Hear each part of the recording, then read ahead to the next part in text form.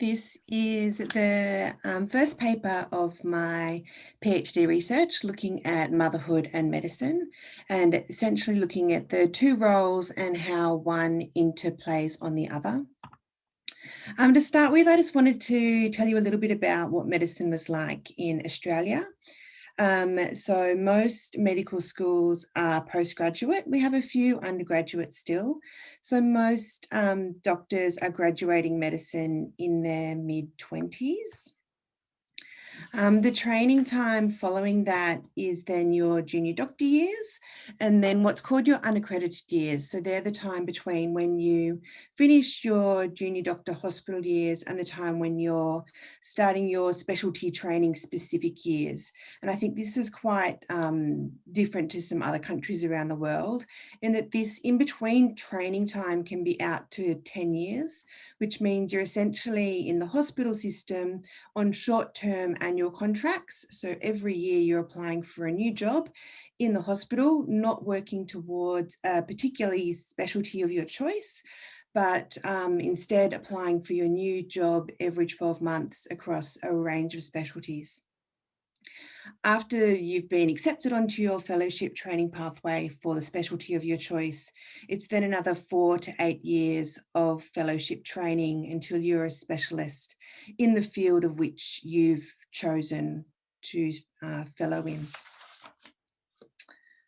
And this is really specific for women because that entire time frame can take, and that's full-time years, not part-time years, is then taking out to 15 to 20 years of your childbearing years, with, as we all know, most medical graduates in Australia now are actually women, which is fantastic.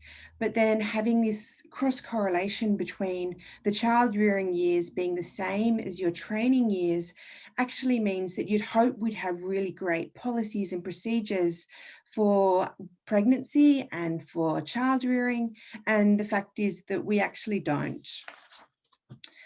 So specifically, I'm a GP, I'm a small business owner, I own the GP that I work at.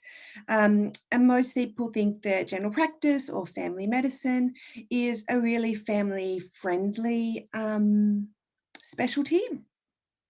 And most people coming into general practice actually do so because they think it's going to be a really good lifestyle mix.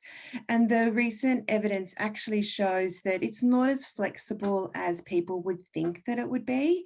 And you actually have less choice and less flexibility than some of our other specialties, particularly in your pregnancy and maternity leave. So why specifically maternity leave? So legally in Australia, you're allowed to have 12 months of unpaid maternity leave, but with your regular short-term contracts that we're offered on, you're only allowed to have paid maternity leave once you've had 12 months of a position, which means if you're only ever being offered 12-month jobs, then you never actually are eligible for paid maternity leave. In general practice, these contracts are actually only 6 months in your training term, not 12 months, which means if you were ever to plan a pregnancy, although yes, you're allowed to have leave, it's never going to be paid maternity leave, which means that lots of people feel a significant financial pressure to return to work early. And this return to work, so it's complicated even further in that your training time may be only counted in many specialties if you've taken less than 6 weeks of leave in that time, and that's 6 weeks of annual leave and maternity leave included. And so that means that you actually won't get any holiday leave in the years that you decide to take maternity leave if you want that training year to be counted towards your college training. And then once you return to work, the main concern here is around the lack of support for childcare and working hours, and the idea that we don't have any format for allocating job share. If you're wanting to do job share, you're finding the person you're job sharing with yourself and you're applying for a full-time position, but as two people, not as one. So the research then looked at So this has been published in the Medical Journal of Australia last year, and looking at what the experiences were of women who were a mother and a doctor and are balancing both of these roles at the same time. So this was Prospero registered. I believe I started it in 2017, and with 2 children at that time, it took me a little while to actually complete it. So the criteria was published in the last 10 years, original research, peer-reviewed journal, and it had to have specific endpoints for females and specific endpoints or specific variables of having an element or a component related to parenthood. So we examined 4,000, just over 4,000 articles we reviewed, and after they were assessed for eligibility, there were 30 that were included in the synthesis. What were the results we found? So there were 3 themes that we looked at.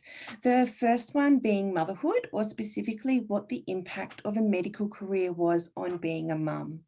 And the one that we found most significantly was actually the decision around whether or not to be a mother. And then second to that was the decision around how many children to have, with most doctors finding that they delayed parenting or delayed having children due to their perceived impact that children would have on their career, and that they either then ended up having a smaller family because of the delayed parenthood, or that they chose to have a smaller family because they thought that that would impact on their career satisfaction more significantly.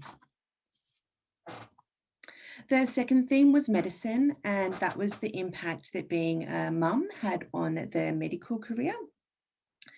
And the most significant finding here for me, I guess, for this was that having children was directly linked to their career progression slowing.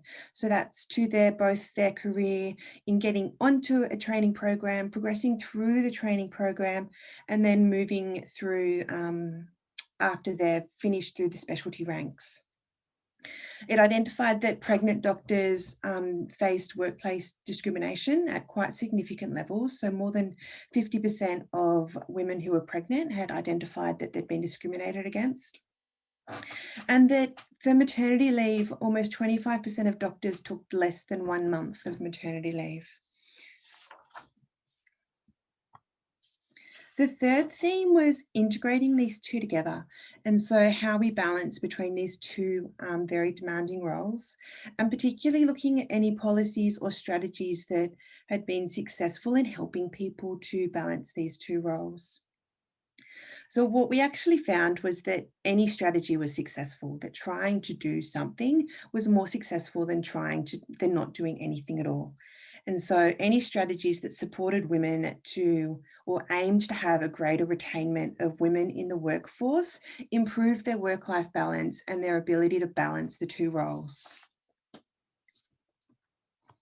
So what worked, particularly for the women in their early years, but all the way through, mentoring worked and networking worked. Having women role models and other people who you visibly saw doing the things that you were trying or wanting to do as well.